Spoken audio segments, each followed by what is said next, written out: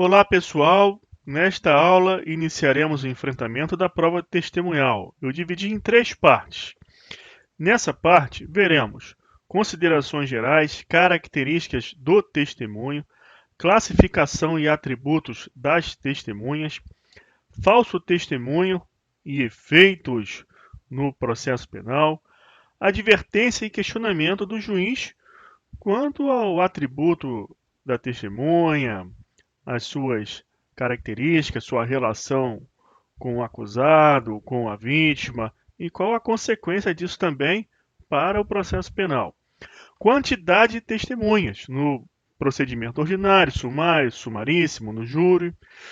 E no final, eu coloquei aqui em negrito: testemunho de policiais, prova testemunhal nos crimes não transeuntes, videoconferência e depoimento sem dano. Estes assuntos você estuda quando enfrenta o tema prova testemunhal, mas nós já vimos isto em aulas anteriores. Assim, no final dessa aula, eu indicarei os vídeos em que enfrentamos esses assuntos. Aí você vai na playlist do curso completo e assiste a aula. Então, estamos vendo o livro 1 do processo em geral, título 7 da prova e agora capítulo 6 das testemunhas, artigo 202 a 225. Começando então pelo artigo 202. Toda pessoa poderá ser testemunha. Esse dispositivo, ele apenas fala algo normal, da natureza. Qualquer um de nós tem a capacidade de presenciar um fato e de depor sobre esse fato, ou seja, sobre algo que aconteceu no passado, apreendido pelos sentidos. Então é possível que uma pessoa deponha sobre um fato que viu, ouviu, um odor que sentiu, por exemplo, seu juiz, eu senti sim um cheiro de gasolina. E o crime ali que está sendo apurado, autoria e materialidade, é um crime de incêndio, por exemplo. Então, o testemunho, ele se refere a um fato passado que aconteceu. Como todos nós temos essa aptidão, o artigo 202 diz que toda pessoa poderá ser testemunha. E quando ele fala toda pessoa, é toda pessoa. Então, uma criança, um parente do acusado, o parente da vítima, o policial que prendeu a pessoa em flagrante. Entretanto, é natural que algumas destas pessoas que estamos falando aqui de maneira geral sejam dignas de maior credibilidade em seu depoimento, em suas declarações, do que outras. Por exemplo, uma criança que não possui a sua formação cognitiva plena e nem uma experiência de vida robusta, ela pode não conseguir aprender aquela realidade do fato discutido num processo de uma maneira fidedigna. Ela pode fantasiar alguma coisa. Um doente mental, da mesma forma, ele pode não conseguir captar aquele fato específico ali do processo da forma como aconteceu. O parente da vítima, envolvido emocionalmente, pode exagerar também em sua narrativa porque deseja que aquela condenação ocorra. Dessa forma, na leitura do artigo 202, toda pessoa poderá ser testemunha, você já traça uma bifurcação. Ora, toda pessoa tem essa capacidade de aprender um fato passado e narrá-la no futuro para alguém. Entretanto, algumas pessoas têm a sua credibilidade posta em xeque. Então, todo mundo é testemunha, por que que a gente ouve falar em informante? Informante não é testemunha? Ora, eu presenciei um fato passado, tenho essa capacidade de narrá-lo ao juiz. Eu testemunho o fato, eu sou uma testemunha. Aí, por conta de uma qualidade minha especial, eu deixo de ser testemunha? Isso não é contra a lógica? Não é algo não natural? Sim, é algo não natural. Até porque o artigo 342 do Código Penal, que tipifica o crime de falso testemunho, não fala nada aqui de compromisso, de dizer a verdade. Apenas diz que quem fizer afirmação falsa, negar ou calar a verdade, como testemunha em processo judicial, administrativo, inquérito policial ou juízo arbitral, estará em curso nesse crime de falso testemunho, sujeito a uma pena de 2 a 4 anos de reclusão. Portanto, não é razoável que uma pessoa portadora de doença mental receba uma medida de segurança porque calou a verdade. Por isso que, apesar de todo mundo ter essa aptidão de ser testemunha, algo natural, a consideração é de que somente é testemunha quem presta compromisso. Para fins processuais, quem não presta compromisso não é testemunha, é informante, presta declarações. Na delegacia de polícia ou no processo, na prática, você leia o termo que as pessoas assinam. Quem é informante assina um termo de declarações. Quem é testemunha assina um termo de depoimento. Essa é a razão da diferença entre testemunhas e informantes. Mas, de fato, todo mundo pode ser testemunha, como está aqui no artigo 302. E nós vamos trabalhar mais esse artigo 202 quando observarmos algumas situações práticas em que aquela pessoa, por esquecimento, às vezes, do juiz na dinâmica, ela não relata ali a sua qualidade de parente. E a parte contrária também não atenta a isso e sequer pensa em contraditar essa testemunha. Ela é compromissada, depõe como testemunha e depois é verificado que aquela pessoa era um parente da vítima, entendendo a defesa que a condenação aconteceu por conta desse testemunho suspeito. E nesse caso, a questão de fundo é saber se aquela pessoa é testemunha mesmo ou não é, e se falseou a verdade. Porque o compromisso de dizer a verdade para a jurisprudência é um elemento não essencial para a caracterização da testemunha, uma vez que não faz parte do tipo penal incriminador falso testemunho do artigo 342 do Código Penal. Mesmo que o juiz não tenha advertido a pessoa acerca do compromisso de dizer a verdade, caso negue, falseie ou se cale sobre a verdade, ficará sujeita aos rigores da lei penal e processual penal. Então, testemunha é aquela pessoa que não presta compromisso, mas na essência. Não quer dizer que seja aquela pessoa que não prestou o compromisso de maneira formal. É aquele que não presta mesmo. Então, o que vai importar saber é se aquela pessoa chamada a depor presta ou não presta compromisso nos termos da lei processual penal. Olha aqui a jurisprudência. Não incide na letra do artigo 342, parágrafo 1º do Código Penal, falso testemunho, a irmã do acusado em depoimento num plenário do júri, ainda que sob compromisso, buscando obter prova favorável ao irmão. Neste caso, significativo ao vínculo familiar. Não se pode exigir humanamente, e por isso também pelo direito, que a irmã deponha contra o irmão. Cumpre ponderar a fraternidade. E agora você vai se perguntar, bom, nós estamos em aula de processo penal, e o que está sendo tratado aqui são os elementos do tipo, se o compromisso, dizer a verdade, faz parte do tipo. Ora, isso é assunto de direito penal. Ocorre que existem os reflexos no processo penal, por isso que eu precisei explicar a você isso de forma prévia. E são esses reflexos que você precisa saber. Então anota aí. 1. A ausência de compromisso não desqualifica a condição de testemunha. O compromisso, por outro lado, não qualifica o depoimento de uma pessoa que, nos termos do CPP, não presta compromisso. Logo, 3. Existem pessoas que não prestam compromisso de acordo com o CPP. Tem um rol de pessoas que não prestam esse compromisso e você precisa memorizar esse dispositivo, que vamos ver na próxima aula. 4. Existem pessoas que, por outro lado, podem não prestar o compromisso. E é o que você observa aqui no texto do 203. A testemunha fará, sob palavra de honra, a promessa de dizer a verdade do que souber e lhe for perguntado. Elemento não essencial.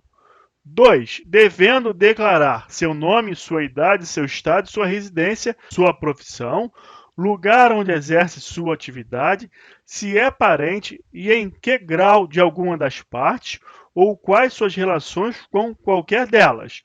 Nesse momento, é avaliado se o que ela disse faz com que ela seja enquadrada nesse rol que veremos na aula seguinte, artigo 206 e 207, que faz com que essa pessoa, de plano, ela não preste compromisso, por força de lei. E se ela não estiver ali nesse rol, o critério de avaliação da credibilidade do seu depoimento não é mais legal, mas sim judicial. É o juiz que vai avaliar, ouvindo as razões da parte que contraditou essa pessoa que sentou ali para testemunhar.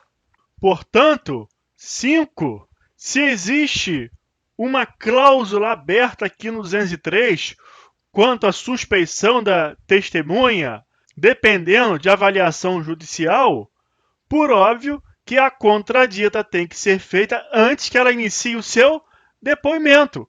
Porque se essa pessoa não está enquadrada no rol do artigo 206, aquelas pessoas que não prestam compromisso, nem no rol do 207, pessoas que também não prestam compromisso, só resta o enquadramento numa cláusula aberta, que é a 203, dependendo da avaliação judicial, que, por conseguinte, depende da apresentação de razões pela parte que deseja efetivar a contradita. Se ela não efetivou essa contradita, antes de iniciar o depoimento, preclusão. Então, esse é o 5. A contradita deve acontecer antes do início do depoimento. 6. O cumprimento desse item 2, aqui do 203, é um dever do juiz. Se por um acaso isso for omitido, no processo penal não existe nulidade automática. Depende de arguição da parte e demonstração de prejuízo. Se a parte se sentir prejudicada por essa falta de esclarecimento determinada pelo juiz quanto à pessoa que senta na cadeira para prestar depoimento, deve arguir imediatamente sob pena de preclusão. Por isso, que se a parte não se insurgir contra essa omissão do juiz e a pessoa que ali sentou também não falar nada, não podendo ser enquadrada no rol do 206 e 207, em sendo uma pessoa sobre a qual pesam fatos relevantes que possivelmente seriam considerados pelo juiz para fins de, naquele caso concreto, naquela casuística, não lhe tomar o compromisso para fins de prestação de depoimento como testemunha, ela prestou o compromisso, vai ser testemunha. O juiz não terá avaliado a sua condição de acordo com essa cláusula aberta. Lembrando que, no processo penal, a regra do CPP, que fala que o amigo íntimo ele não presta compromisso, não pode ser testemunha, não tem aplicação imediata no processo penal. Aqui depende de avaliação judicial. Vamos ver agora uma jurisprudência do STF para fixar o entendimento. O fato de uma das testemunhas de acusação ouvidas em plenário ser marido da vítima não induz a nulidade da sessão de julgamento do tribunal do júri. Nos termos do artigo 203 do CPP, compete ao juiz indagar a testemunha se é parente, em que grau, de alguma das partes, ou quais suas relações com qualquer delas. De acordo com a transcrição do depoimento da testemunha, o juiz-presidente não lhe indagou sobre sua relação com a vítima, mas sim com o acusado. Por quê, pessoal? Vocês verão lá no artigo 206 do CPP que quem não presta compromisso de regra é o parente do acusado, mas não é qualquer parente. é ascendente, descendente, cônjuge, mesmo que separado ou divorciado, filho, filho adotivo, mas não o parente, qualquer que seja, da vítima. O parente da vítima, ele fica dentro daquela cláusula aberta do 203. O juiz ele avalia as razões da contradita e defere ou não. Mas no caso do parente, esse parente que está lá no rol 206, também não é qualquer parente, ele já está num rol taxativo, ele não presta compromisso. E esse aqui não foi parente do acusado, foi parente, marido, no caso, da vítima. O juiz, no caso, o juiz presidente do tribunal do júri, ele não fez aquelas indagações que estão aqui, no meio aqui do 203. E a parte contrária também, ela deixou passar. O que aconteceu? Está aqui, ó. Logo, se o magistrado não fez essa indagação, não há como se imputar à testemunha suposta omissão ou falsidade em seu depoimento quanto a seu estado civil. Isso é uma primeira consequência. Mesmo porque, como leigo, não tinha obrigação de espontaneamente prestar essa informação.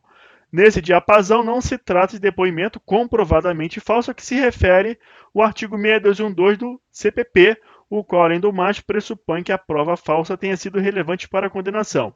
Esse dispositivo se refere à revisão criminal. Vamos ver que um dos efeitos do falso testemunho é permitir a revisão criminal se esse falso testemunho é pressuposto da condenação, ou seja, se foi levado em consideração para condenar. Então, um dos efeitos do falso testemunho é a revisão criminal. E aqui, no caso, qual foi o segundo efeito dessa falta de indagação do juiz?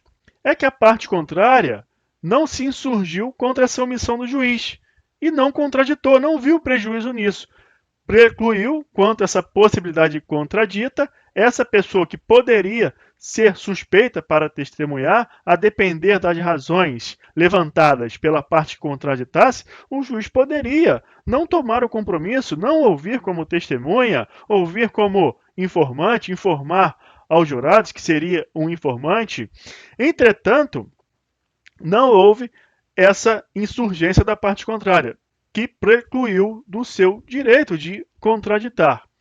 Então, esse foi o segundo efeito. Agora, pessoal, olha aqui esse item 3 que eu marquei no artigo 203 do CPP, que diz que a testemunha ela deve relatar o que souber, explicando sempre as razões de sua ciência ou as suas circunstâncias pelas quais possa avaliar-se a sua credibilidade.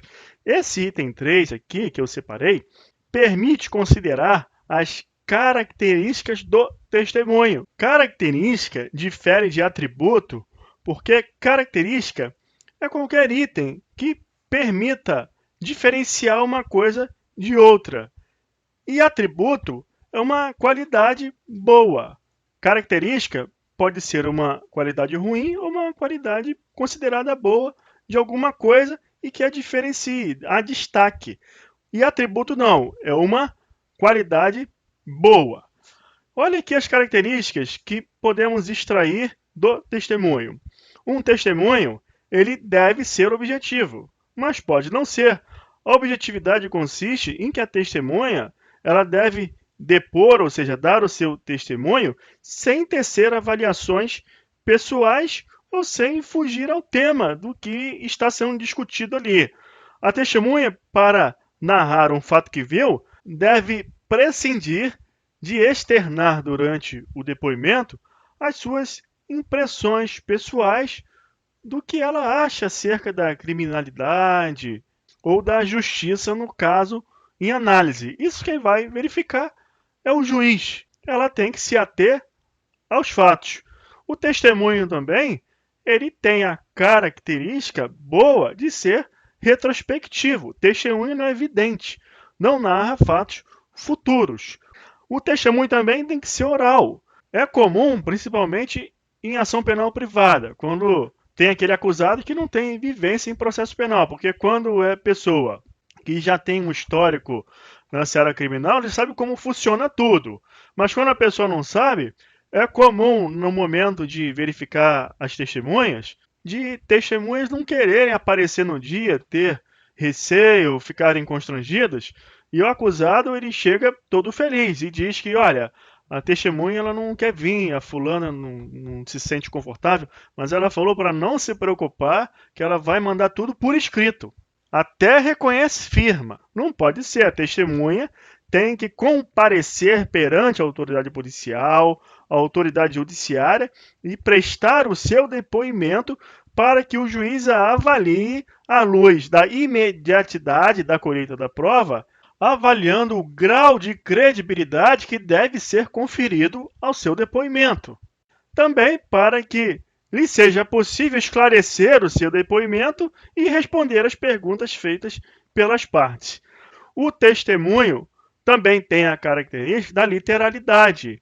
Se o juiz, ou a acusação, ou o advogado do acusado acrescentar juízos ao que a testemunha disse, pode lhe mudar o sentido. Por isso que o testemunho é aquilo que foi dito, devendo se observar a literalidade. Também o testemunho é individual. O testemunho não é em grupo, não é uma discussão.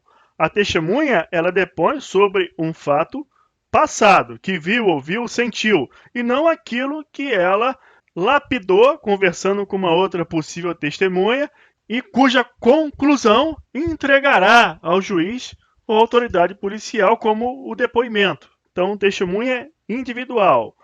Um testemunho também tem a característica de ser próprio ou impróprio. Próprio é quando ele se refere ao fato objeto do processo.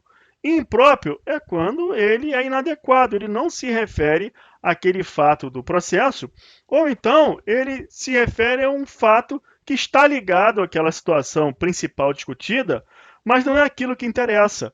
Exemplos são as testemunhas de apresentação, que assinam o auto de prisão em flagrante, junto com o condutor e a autoridade policial.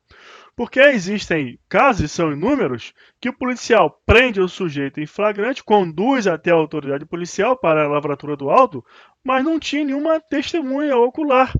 Esse preso ele é conduzido à autoridade policial, que deve lavrar o auto de prisão em flagrante. Mas para que se comprove que aquele flagrante ocorreu naquele dia, naquele momento, até porque o flagrante ele tem um tempo para que ocorra. Para se comprovar que aquela apresentação se deu em um tempo fidedigno ligado ao fato delituoso, tem que ter as testemunhas de apresentação quando o condutor não traz as testemunhas que viram o fato em si da infração penal que está em jogo naquele momento. Então, essas testemunhas, elas não testemunharam o fato criminoso, elas só testemunharam a apresentação. Então, isso é um testemunho impróprio, no caso do processo penal, para o fato criminoso imputado, porque essa testemunha de apresentação, ela não viu o fato delituoso, ela só viu que chegou naquele momento ali na delegacia uma pessoa conduzida por um policial, é uma outra coisa. O testemunho também pode ser direto ou indireto, são características do testemunho. O que é o testemunho direto? A pessoa A, a pessoa B, a pessoa C, ela viu, ouviu, sentiu aqueles fenômenos que ocorreram na sua presença. E o que é o testemunho indireto? É aquela famosa testemunha de ouvir dizer. Ela não viu nada, não ouviu nada. Alguém disse para ela que viu ou que ouviu alguma coisa. É uma testemunha frágil. Então, características podem ser coisas positivas ou negativas acerca do testemunho, o que difere do atributo. Então, nós temos aqui no meio atributos e outras características negativas. Temos atributos que são características positivas e negativas.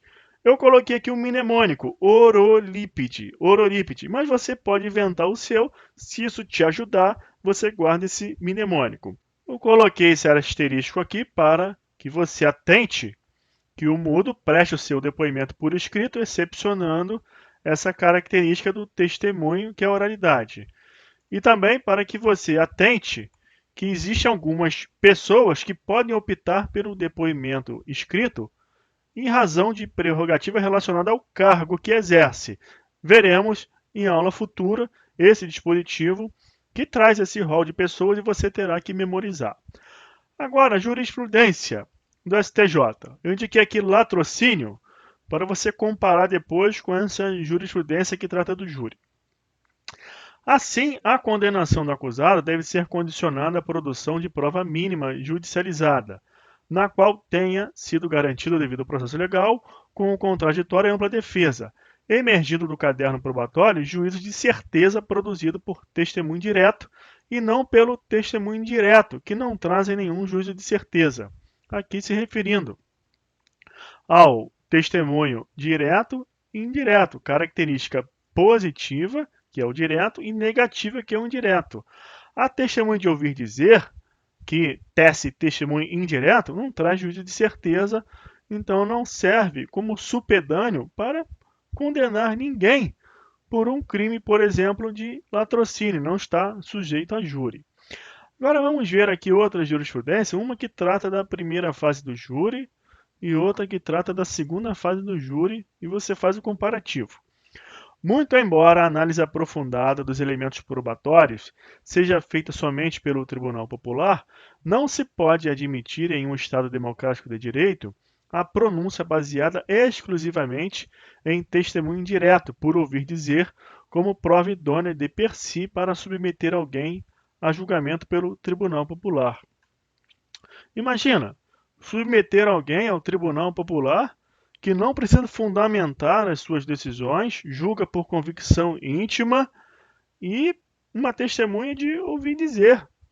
Pode acontecer de uma pessoa inocente ser condenada. Então não é possível, na primeira fase do júri ou juízo de acusação, que um juiz fundamente a sua decisão de pronúncia com base em uma testemunha de ouvir dizer ou testemunha indireta. Agora faz o comparativo, segunda fase do júri. Cabe ressaltar que os jurados não estão vinculados a critérios técnicos de apreciação da prova, e suas decisões podem basear-se em testemunhos diretos ou indiretos, próprios, impróprios, numerários ou informantes, sem distinção entre prova judicial e policial, pois decidem por íntima convicção. Então, existem coisas que só acontecem no júri. Por quê? Os jurados julgam por convicção íntima, não estão vinculados a critérios técnicos. Então fique atento a isso, mas não se preocupa porque enfrentaremos o tema Tribunal do Júri com muitas aulas. Agora aqui, ó, atributos da testemunha, eu coloquei o compromisso, em razão daquilo que conversamos no início da aula. O que irá distinguir mesmo a testemunha é o compromisso. Você vai observar que essa questão não é pacífica, se informante é testemunha, se informante não é testemunha, mas existe uma doutrina maciça que defende que testemunha é aquela que presta compromisso, à luz do tipo penal do falso testemunho, artigo 342. Mas em termos de concurso público, não é comum ter esse tipo de pergunta, se informante é testemunha ou não é. Mas se por um acaso em uma prova dissertativa ou prova oral tiver esse questionamento sobre a ontologia da testemunha, você já tem o conhecimento suficiente para fundamentar as duas versões doutrinárias. Classificação das testemunhas. De beatificação, podendo também ser chamada de canonização, é aquela testemunha que irá depor sobre a personalidade do acusado, sobre sua relação com a sociedade, com a família, de forma a convencer o magistrado de que ele deve ser parcimonioso no momento de fixação da pena base, à luz da análise das circunstâncias judiciais. Testemunho de apresentação é aquela da prisão em flagrante que eu falei. Testemunhas instrumentárias ou fedatárias são as testemunhas que atestam um ato jurídico e não um fato. Exemplo comum você extrai da seara civil, quando aquelas pessoas saem correndo de mesa em mesa, assina aqui, assina aqui. E o que é isso? É um contrato, quer que duas pessoas assinem ali para que aquele contrato ele se transforme em um título executivo extrajudicial para que, no caso de eventual inadimplemento ou problema entre aqueles contraentes, a pessoa, o credor, no caso, não precise ajuizar a ação de conhecimento. Ele executa aquele contrato simplesmente porque duas testemunhas instrumentárias assinaram. É a mesma coisa aqui no processo penal. Testemunhas instrumentárias ou fedatárias. Fedatária, de etimologia latina, no sentido de dar fé a alguma coisa. Então, aquela testemunha instrumentária ou fedatária que ela dá fé a um ato que está sendo praticado. Eu coloquei aqui o exemplo do inquérito policial e da prisão em flagrante, quando duas testemunhas assinam o termo de depoimento daquela pessoa ali, do indiciado ou do preso em flagrante, atestando que aquele ato ali aconteceu. Esse tipo de testemunha também é muito comum em cartório, para lavratura de escritura, etc. Testemunha referida são aquelas referidas por outras testemunhas durante o depoimento. Elas podem ser intimadas a depor pelo juiz, se assim lhe parecer conveniente. Numerárias são as computadas dentro do máximo permitido. Então, você tem no procedimento ordinário 8, no sumário 5, no sumaríssimo 5 ou 3, no júri 5 ou 8, e veremos mais à frente a previsão dessas quantidades. Extranumerárias ou não computadas são aquelas, logicamente, não computadas dentro do máximo permitido. Então, uma testemunha referida, ela é extranumerária ou não computada. Se o juiz intimá-la para comparecer a juízo e depor. Ou seja, não foram arroladas por nenhuma das partes dentro do máximo permitido. Próprias e impróprias. Testemunha própria é aquela que presta o depoimento sobre os fatos relacionados ao objeto principal da causa, o que interessa ali a apuração. E impróprias é aquela que tece depoimento inadequado, não tem relação com o fato debatido no processo. Observação quanto aos informantes, que não são testemunhas, de acordo com parcela maciça da doutrina, em razão daquela explicação feita à luz do 342 do Código Penal, que tipifica o crime de falso testemunho. Mas, lembrando que em uma prova oral ou prova dissertativa, você já tem elemento suficiente para trabalhar as duas vertentes da testemunha quanto ao aspecto natural de testemunhar sobre fatos passados e também com relação ao aspecto processual e jurídico relacionado ao tipo penal do falso testemunho, sendo que testemunha, nessa ótica, é aquela que não presta compromisso. E como o informante não presta esse compromisso, não é testemunha. Efeitos do falso testemunho é o enquadramento no tipo penal do falso testemunho e também permitir a revisão criminal com base no 621. A revisão dos processos findos será admitida quanto à sentença condenatória se fundar em depoimentos comprovadamente falsos. Quantidade de testemunhas. No procedimento ordinário, 8 para acusação e 8 para defesa, artigo 401. Procedimento sumário, artigo 532, 5 testemunhas arroladas pela acusação e 5 pela defesa. Procedimento sumaríssimo. A Lei 9.099 não traz uma previsão para o GCRIM. Então você aplica o 92, que remete ao CPP e ao CP.